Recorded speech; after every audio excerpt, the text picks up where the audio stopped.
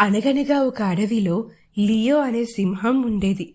అది చాలా బలంగా ఉండేది. కానీ చాలా సోమరితనంగా కూడా ఉండేది.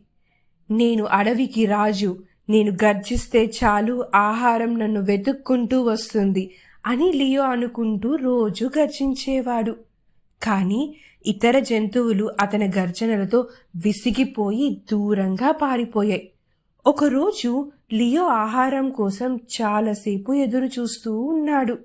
కానీ ఎవ్వరూ రాలేదు. అతడి కడుపు గడగడలాడింది. చివరికి లియో మెల్లగా లేచి ఇప్పుడు నేనే వేటాడాలా అని అనుకునింది. అడవి అంతా తిరుగుతూ జాగ్రత్తగా వెతికాడు, వేటాడాడు. అది కష్టమైన పని, కానీ చివరికి మంచి ఆహారం దొరికింది. ఆ రోజు లియో చాలా సంతోషపడ్డాడు. ఓహ్, కష్టపడితే ఫలితం వస్తుంది అని గ్రహించాడు. పిల్లలు, సోమరితనంగా ఉండకండి, కష్టపడితే విజయం మీదే.